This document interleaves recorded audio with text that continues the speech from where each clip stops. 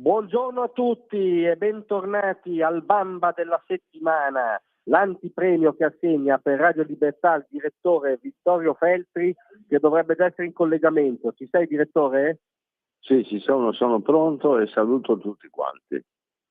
Eccoci qua, bentornato. Oggi abbiamo addirittura un Bamba internazionale o pseudo internazionale, diciamo. Sì, anche un po' partenopeo, diciamo. Esatto, sì, molto.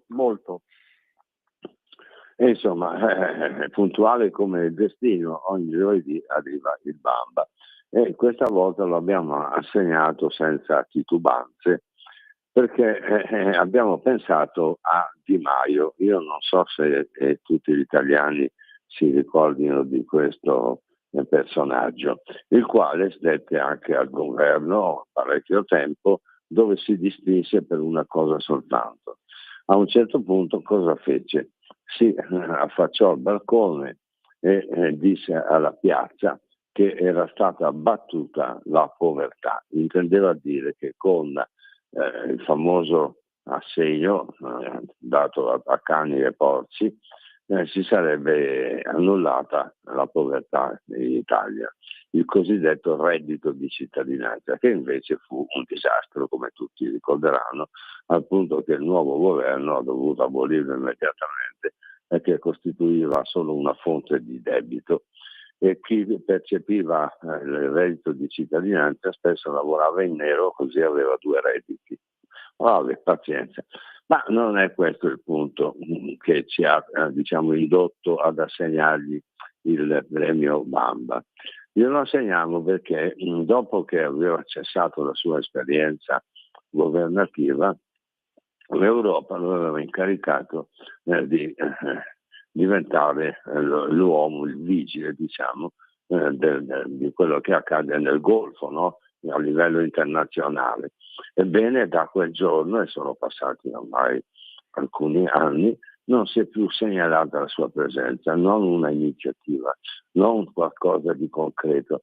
Praticamente non ha comunicato niente perché evidentemente non ha fatto niente. E quindi lui percepisce un autostipendio, naturalmente non siamo insidiosi, per l'amor di Dio, anche noi ce la caviamo con lo stipendio, però caspita, stare anni e anni a vigilare sulle questioni internazionali e non farsi mai più vivo, insomma, diventa una cosa abbastanza anomala che si segnala per il premio Bamba, che noi gli assegniamo senza indugi, perché uno che non fa niente assolutamente per tutto questo tempo e lo fa per l'Europa, da notare che non è una questione italiana, è l'Europa che lo ha incaricato e chissà per quali meriti, chissà per quale motivo. Ebbene, insomma, i motivi non sono mai emersi perché dopo anni e anni lui non ha fatto assolutamente nulla, quindi premio Bamba.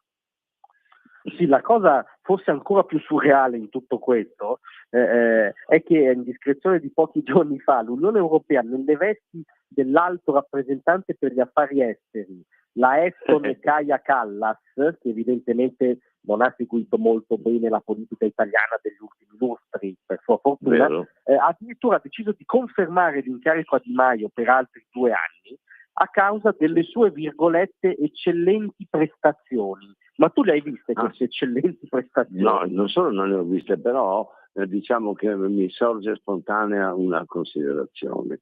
Anche in politica, come spesso succede anche nella vita, diciamo, normale, chi non fa niente non fa danni, per cui passa anche per bravo. Io penso che il premio a Di Maio gli venga conferito proprio perché non ha fatto nulla, non ha fatto discutere, non ha sollevato problemi, nulla, proprio il vuoto assoluto. E questo, diciamo così, è un motivo di merito per una certa politica e pertanto eccoci qua al rinnovo della carica che gli consentirà di fare la bella vita ancora per qualche anno. Sì, indubbiamente. E tra l'altro, diciamo, volendo quell'area lì, l'area del Golfo Persico, in questi ultimi anni non è che non sia stata foriera di tensioni, dossier importanti, avvenimenti è successo di tutto e continua a succedere di tutto. in quella zona, ma di lui non si segnala la presenza, non una dichiarazione, non un'attività, nulla, il vuoto assoluto. E questo vuoto viene premiato con il rinnovo della carica. E mi sembra quasi paradigmatico di un sistema. Sì, assolutamente, un premio al galleggiamento per il galleggiamento, diciamo. Esatto. Ma tu ti immagini la seguente scena, cioè come magari tra pochi giorni un summit sul destino del Golfo, dei nuovi equilibri del Medio Oriente, con Donald Trump, il principe saudita Bin Salman e Gigino Di Maio, te lo immagini?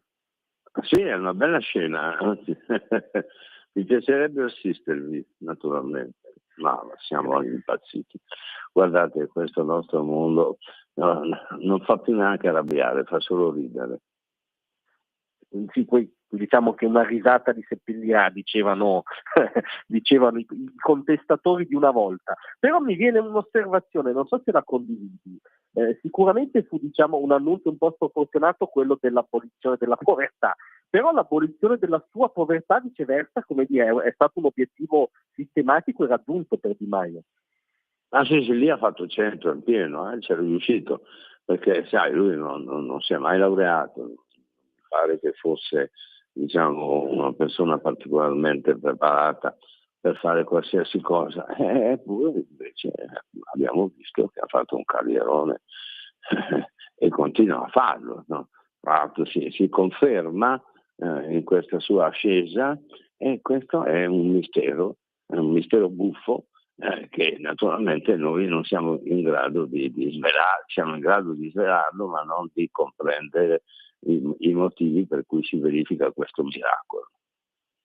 No, anche perché in effetti va al di là delle nostre facoltà cognitive capire, faccio un esempio banale ma significativo, diciamo, come possa fare carriera nella diplomazia internazionale uno che collocò la Russia tra i paesi del Mediterraneo. Sì, no, sì, anche con la geografia, diciamo, era piuttosto debole, no? A livelli di terza media proprio. Insomma, purtroppo siamo di fronte a un caso che merita di essere segnalato, come stiamo facendo noi, che gli assegniamo addirittura un premio, il premio Bamba, che si terrà a caro sul comodino. Insieme all'incarico, diciamo, rinnovato. Mi viene da dire però, non so se sei d'accordo, che forse dando il Bamba convintissimo a Gigino Di Maio, dobbiamo darne uno però anche alle istituzioni europee che gli rinnovano l'incarico, cioè si confermano, come dire, delle istituzioni non esattamente basate sulla... Il premio Bamba è estensibile a chi ha preso sul palmo della mano Di Maio e l'ha portato addirittura a trionfare in Europa senza fare niente. È veramente un miracolo. Forse San Gennaro gli ha dato una mano a Di Maio. Sì, ha goduto delle sue origini partenopee da questo punto di vista, super Bamba a Di Maio, ma super Bamba anche all'Europa, che si conferma, non diciamo, non costruita sul merito. Gli va assegnato, e gli ha assegnato d'ufficio, assolutamente. Esatto. E lo ribadiamo. Direttore, grazie di essere stato con noi anche questa settimana. Grazie a voi e un saluto a tutti gli ascoltatori. Ciao. A prestissimo.